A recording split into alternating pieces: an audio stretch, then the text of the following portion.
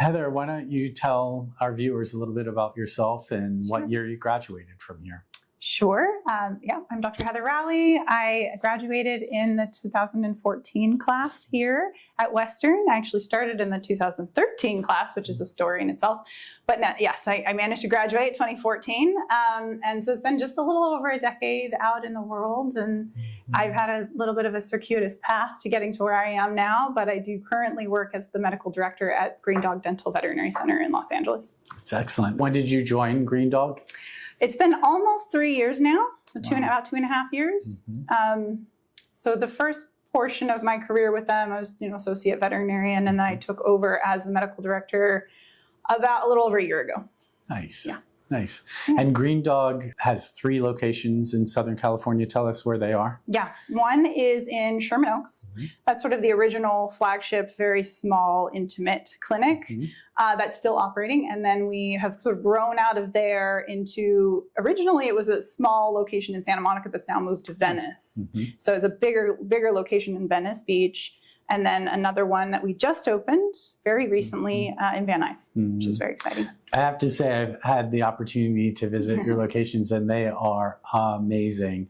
I think that Venice location is the nicest veterinary clinic I've ever been in before, and very appropriate for being a beach town. It's just beautiful. Yeah, we just wanted to like really embrace the vibe of the community around us. And, it's a very artistic community. So the building really reflects that. It's sort of like industrial, because it's really in a big sort of industrial space.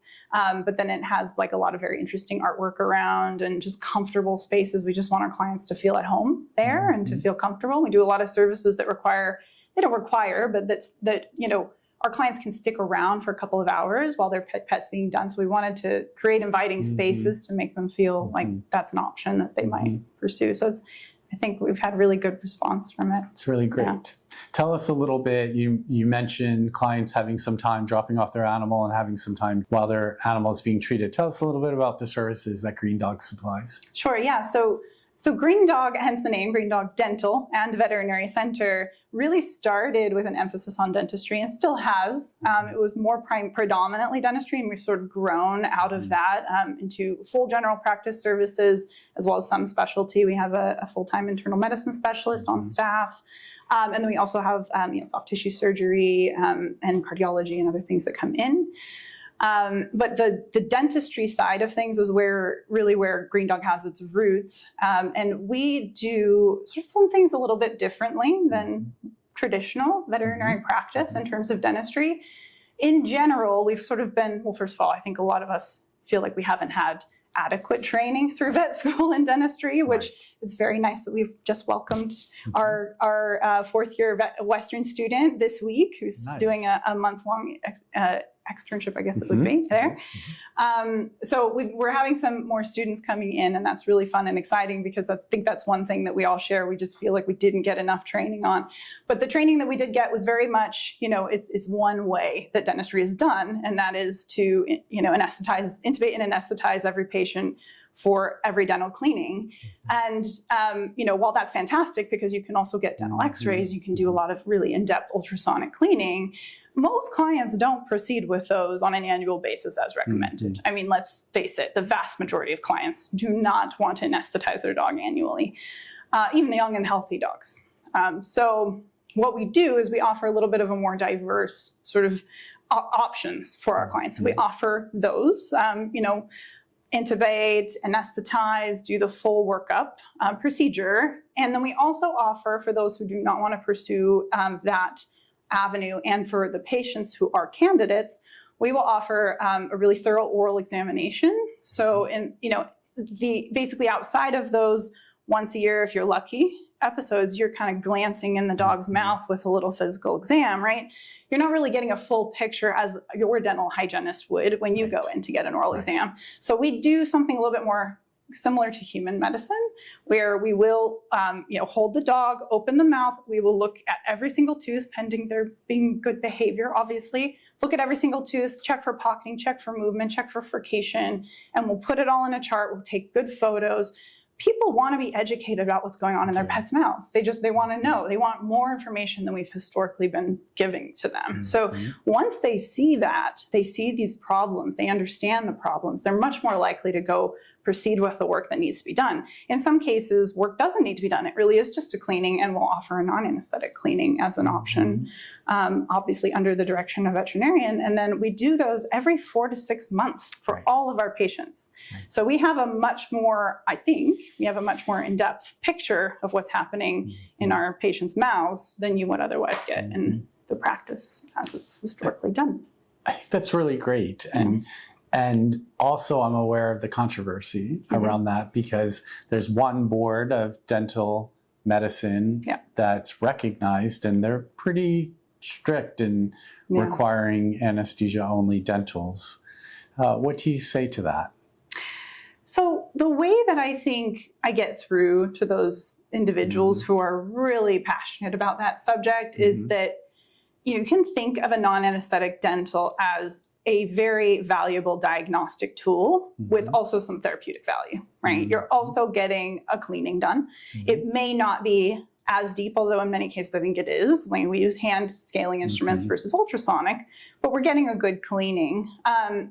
And you're getting information you would just otherwise not be able to get on a regular basis with your patients.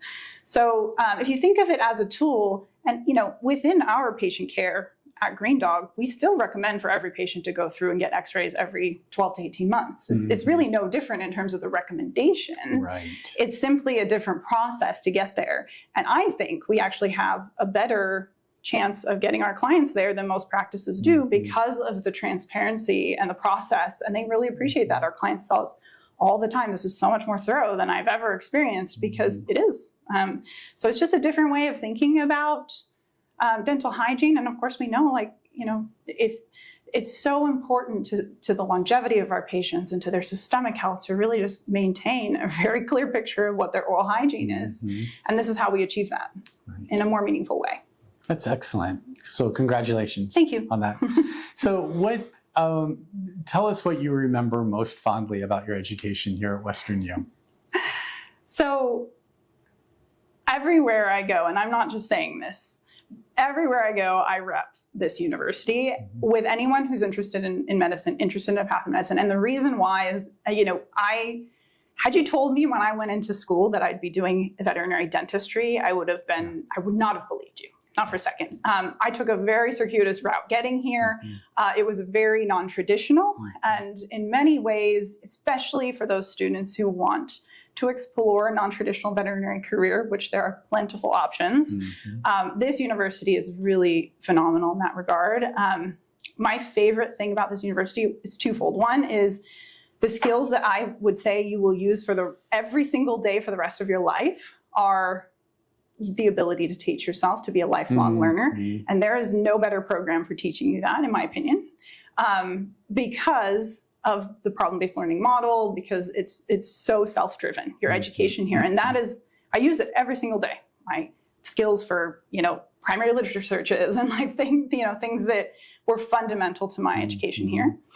We weren't just fed information, right? We didn't have lectures, so very non-traditional and a little bit scary in some ways when we, especially first starting. It's a big leap of faith to go into your first exam. You're like, here we go. I don't know what's going to be on it, but let's go.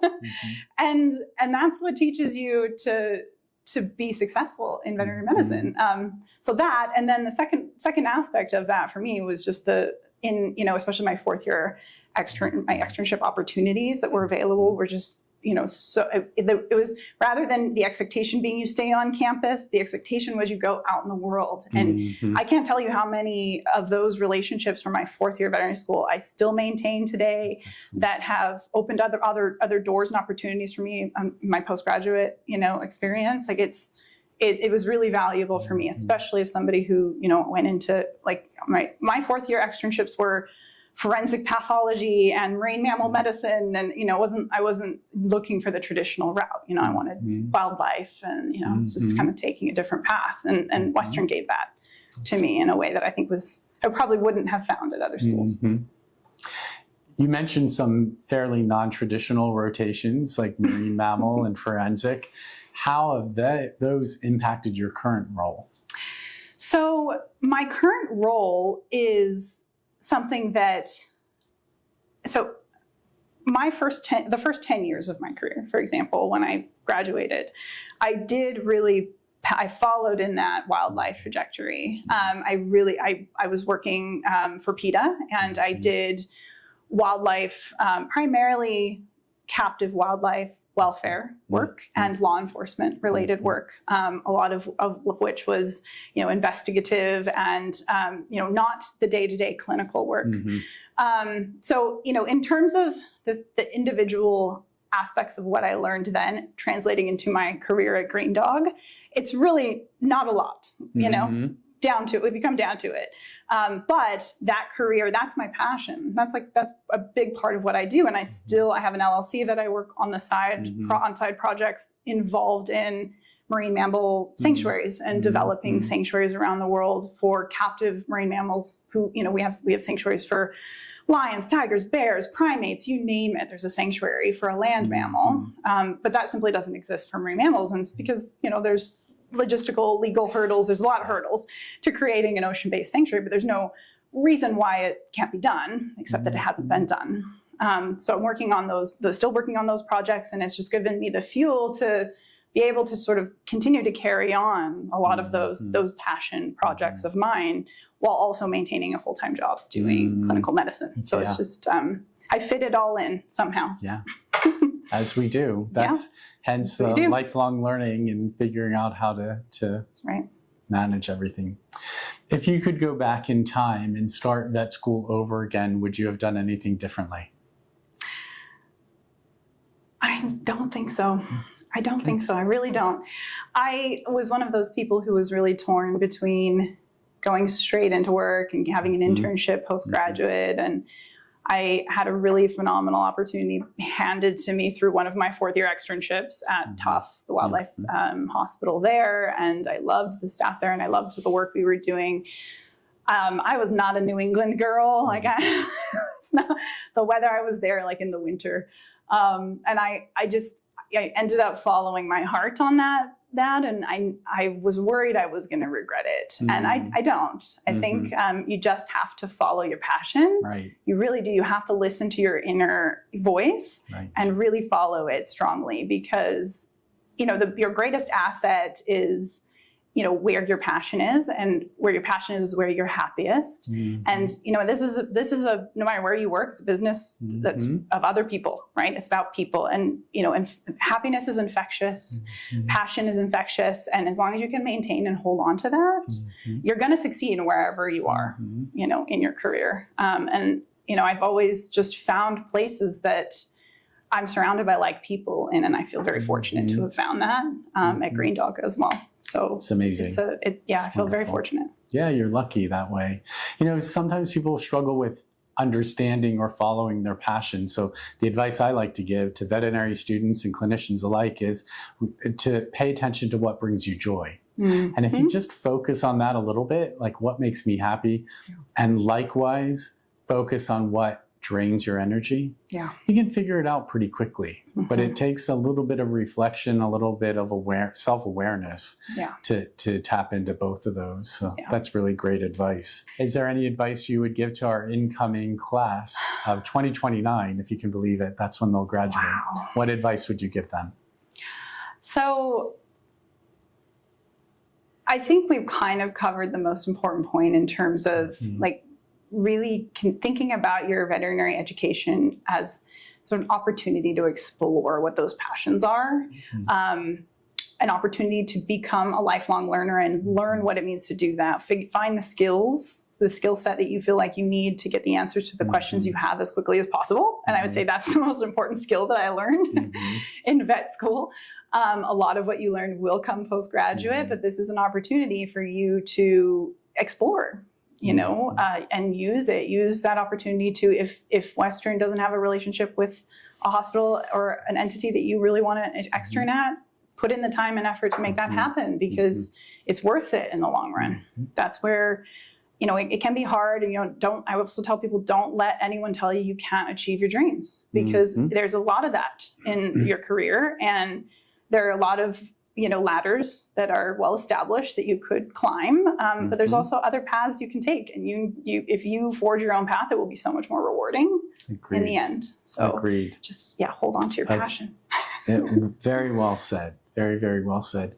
And as you were saying that, it reminded me to think that dreams continue and change throughout your career. It's not just one dream. I think for many of our incoming students, they're living the dream of getting into veterinary school and thinking, okay, once I do that, I'm done. But actually, that's just right at the very beginning. And you need to continue to dream and to see where that takes you, as you've done over the last decade, and changing roles and having different passions and two pathways going simultaneously, which I'm really, really impressed by. That's really impressive to do that.